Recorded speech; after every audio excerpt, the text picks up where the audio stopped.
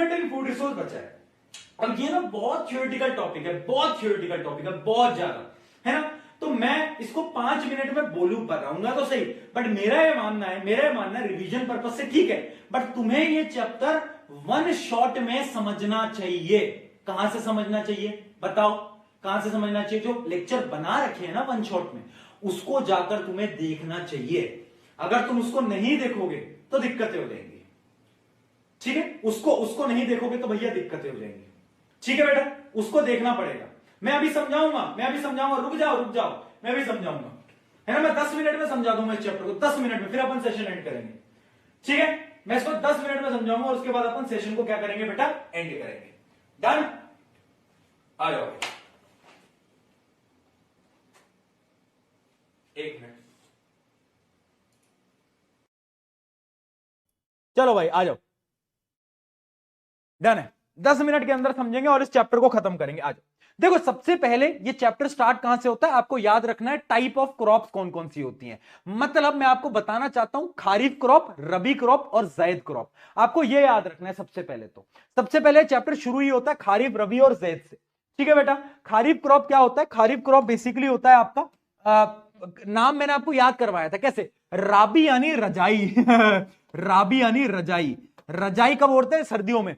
तो राबी क्रॉप ठंड की क्रॉप होती है। खारिफ यानी कीचड़, कीचड़ यानी मिट्टी हो जाती है, मिट्टी कब होती है? जब बारिश होती है। और आखिरी है जैद, जैद यानी ज्यादा गर्मी, यानी ये समर्स वाली क्रॉप है। ये कब उगाई जाती है? समर्स में उगाई जाती है। तो ये सीजन आपको याद होना चाहिए, रेनी, विंटर और समर। एग्जाम्पल क्या है? बारिश के मौसम में बहुत सारी राइस वगैरह उगाया जाता है, सर्दियों के मौसम में वीट वगैरह उगाया जाता है, और गर्मियों में वाटरमेलन, इस टाइप के फ्रूट्स आपके आते हैं, ठीक है भाई। उसके अलावा बात करते हैं, हमें क्रॉप का, अगर हमें पैसा ज्यादा कमाना है तो 3 चीजों पे फोकस करना है। सबसे पहला क्रॉप की वैरायटी बढ़ाना है, ठीक है, क्रॉप की प्रोटेक्शन करना है, और क्रॉप की प्रोडक्शन को भी इंक्रीज करना है।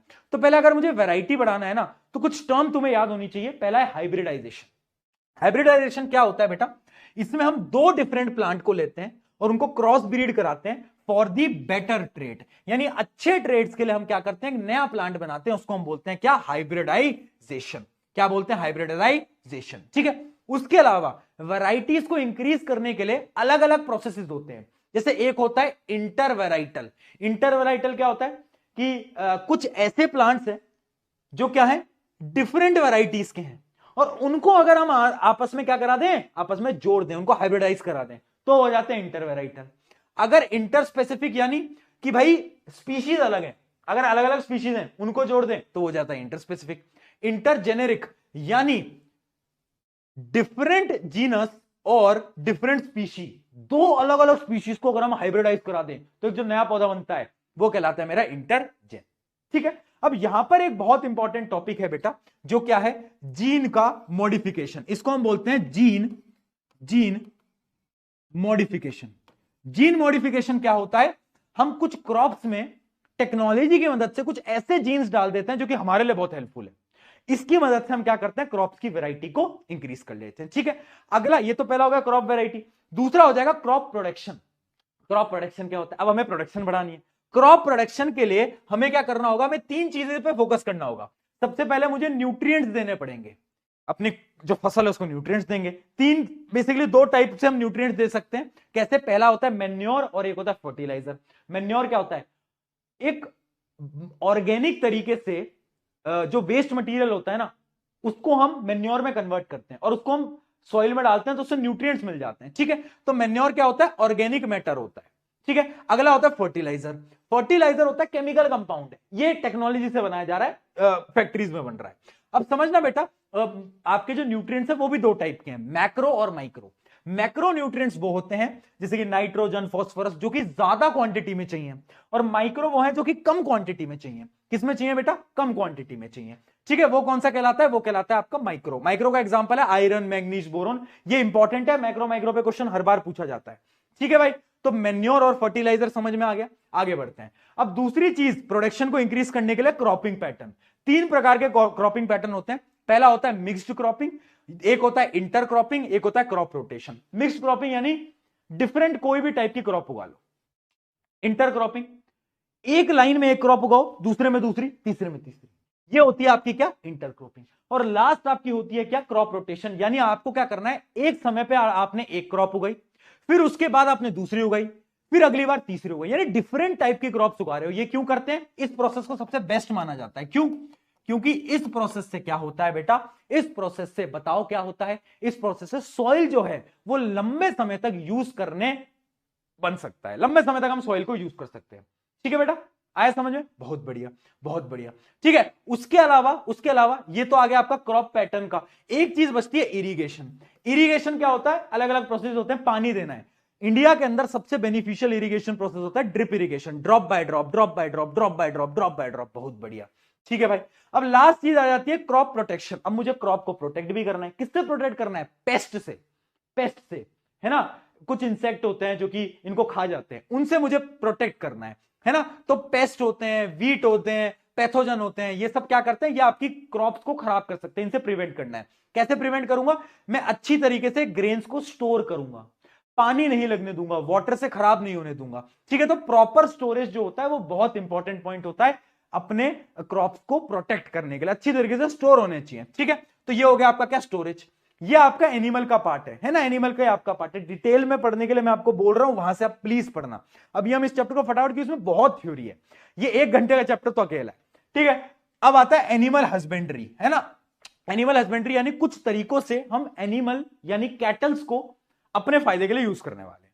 जैसे कि सबसे पहला आता है कैटल फार्मिंग। कैटल फार्मिंग यानी काउस, बफेलोस, इनकी जो फार्मिंग होती है, मतलब इनकी मदद से हमें क्या चाहिए, दूध चाहिए, दूध चाहिए ना, हाँ, तो वो होती है आपकी कैटल फार्मिंग। तो देखो दो चीजें होती हैं, एक होता है मिल्क प्रोडक्शन, जो काउस मिल्क प्रोडक्शन करती हैं उनको हम बोलते हैं मिल्च एनिमल। और कुछ जो आपके कैटल होते हैं जो कि आपके फार्मर्स यूज करते हैं खेतों के अंदर, खेत जोतने के लिए, उनको हम बोलते हैं ड्रॉट एनिमल्स। क्या बोलते हैं बेटा, ड्रॉट एनिमल। ठीक है, अब कैटल भी दो टाइप की है, एक है इंडियन ब्रीड, एक है फॉरेन ब्रीड, है ना। इंडियन ब्रीड और फॉरेन ब्रीड अलग अलग टाइप की होती है, कुछ नाम आपको याद रखने पड़ेंगे।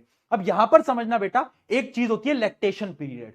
लैक्टेशन पीरियड यानी काउ कितने समय तक आपको मिल्क देने वाली है, दूध देने वाली है, वो कहलाता है लैक्टेशन पीरियड। Lactation period. और इंडिया के अंदर लैक्टेशन पीरियड को बढ़ाने के लिए क्या करते हैं, काउस को क्रॉस ब्रीड कराया जाता है। यहां पर भी क्या हो रहा है, क्रॉस प्रोडक्शन होता है, क्रॉस ब्रीड होती है। ठीक है, क्या होता है बेटा, यहां पर भी क्रॉस ब्रीड हो रही होती है। यह आपका पहला था कैटल फार्मिंग। एक होता है आपका पोल्ट्री फार्मिंग। पोल्ट्री फार्मिंग यानी मुर्गे मुर्गे बोल रहा हूं, चिकन, एग हाँ आ गया, हाँ। तो मतलब बर्ड्स जो होते हैं उनके लिए होता है आपका दो काम होते हैं, एक तो होता है एग के लिए और दूसरा है मीट के लिए। अब देखो दो टाइप के पोल्ट्री बर्ड्स होते हैं, एक होता है ब्रॉयलर, एक होता है लेयर। देखो मुझे गलत मत बोलना, बट ब्रॉयलर्स को याद करने की टेक्निक ये है, ब्रॉयलर्स जो कि बॉयल होने वाले हैं मतलब जिनको मीट के लिए यूज किया जाएगा, और लेयर्स वो होते हैं जो कि एग के लिए यूज किए जाते हैं। ठीक है, एग के लिए यूज करे जाते हैं ठीक है, एग्जांपल याद रखना, इंडिजीनियस ब्रीड क्या होते हैं, असील, बसारा, और एग्जॉटिक बाहर की ब्रीड क्या होते हैं, व्हाइट लेग हॉल। ये आपको एग्जांपल याद रखने हैं। अगला आ जाता है फिश प्रोडक्शन। फिश प्रोडक्शन क्या है, अब हम मछलियों के लिए काम करने वाले हैं बेटा, है ना। मछलियों का प्रोडक्शन हम देखेंगे। दो टाइप की मछलियों की फार्मिंग होती है, एक होता है कैप्चर फार्मिंग, एक होता है कल्चर फार्मिंग। कैप्चर फार्मिंग क्या होता है, जो हम नेचुरली जाकर कैप्चर कर लेते हैं फिश। कल्चर फार्मिंग यानी हम अपने हिसाब से एक कल्चर बनाते हैं, वहां पर फिशेस को रिप्रोड्यूस करने देते हैं और फिर उन्हें पकड़ते हैं। ठीक है, वो होता है कल्चर फार्मिंग। अब जो फिश प्रोडक्शन होता है वो भी अलग अलग टाइप का होता है। जैसे कि एक होता है इनलैंड फिशरीज, यानी जो फिश फार्मिंग फ्रेश वाटर में करी जाती है ना। क्या हो गया ब्लैक, क्या हो गया ब्लैक, अब ठीक है, अब ठीक है, हाँ। तो एक जो है वो क्या है, वो आपके इनलैंड फिशरीज है। एक क्या है बेटा, क्या अभी भी आ रहा है क्या ब्लैक, जल्दी बताओ, ब्लैक आ रहा है क्या, क्या आ रहा है, हाँ ठीक है, ठीक है, हाँ। तो हाँ, तो एक इनलैंड हो गया जो कि फ्रेश वाटर की है। एक क्या है, एक होता है मेरीन, मेरीन फिशरीज, जो कि हम ओशन वाले उसमें जाकर करते हैं। ठीक है भाई, अब याद रखना बेटा, यहां पर एक दो चीजें याद रखना कि कुछ ऐसी फिशेज होती हैं जिनकी हाई वैल्यू होती है, उनके नाम याद रखना, मुलेट, भेटकी, उसके अलावा प्रॉन, ये सब जो होते हैं महंगी फिशेज हैं, इनकी इकोनॉमिक वैल्यू बहुत ज्यादा है। उसके अलावा क्या है, इंटीग्रेटेड फिश कल्चर और एक कंपोजिट फिश कल्चर एक चीज होता है। इंटीग्रेटेड फिश कल्चर क्या होता है, एक ऐसी फिश फार्मिंग जिसके अंदर हम क्रॉप्स भी उगा रहे हैं, पेड़ पौधे भी उगा रहे हैं, उसके साथ साथ फिश भी वहां पर पकड़ रहे हैं, है ना, और कैटल फार्मिंग भी कर रहे हैं, सारे काम जब एक साथ करते हैं उसको हम बोलते हैं इंटीग्रेटेड फिश कल्चर। और एक होता है कंपोजिट फिश कल्चर। वो क्या होता है? जब हम मल्टीपल फिश की स्पीशीज को एक साथ ग्रो करते हैं, बहुत सारी फिशेस को एक साथ ग्रो करते हैं, तब हम उसे बोलते हैं क्या? Composite fish culture. एक लास्ट है आपका बी कीपिंग यानी एपीकल्चर। बी कीपिंग क्या होता है बेटा? मधुमक्खियां चाहिए। क्यों चाहिए? हनी चाहिए, शहद चाहिए, हनी चाहिए, शहद चाहिए। ठीक है, तो एपेरी क्या होती है? एपायरी बेसिकली बी फार्म होता है, a systemic setup of multiple bee hives in a suitable location to maximise pollen and nectar collection. ज्यादा से ज्यादा हमें हनी चाहिए, शहद चाहिए। ठीक है बेटा? ठीक है, हाँ ठीक है, डन डन डन डन, बहुत बढ़िया। अब देखो कॉमन बीज वैरायटी आपको याद रखना, और सबसे इंपॉर्टेंट बी वैरायटी जो तुम्हें नाम भूलना नहीं है वो है एपिस मेलाफेरा। एक क्वेश्चन आएगा कि एपिस मेलाफेरा जो है वो इंडिया में क्यों यूज होती है जबकि वो इटालियन बी है। बताओ क्यों होती है? क्योंकि एक तो भाई ये जो है बहुत ज्यादा हनी प्रोड्यूस करती है, ठीक है, ये रिप्रोड्यूस करते हैं बहुत जल्दी, बहुत जल्दी, है ना, और ये ज्यादा समय अपने बी हाइव के अंदर रहते हैं, यानी अपने छत्ते के अंदर ज्यादा समय बिताते हैं। ठीक है, ज्यादा समय अपने छत्ते के अंदर बिता रहे होते हैं। ये 3 पॉइंटर्स बहुत इंपॉर्टेंट है, इस वजह से हम एपिस मेलाफेरा को ही लेते हैं। ठीक है, ठीक है, डन डन।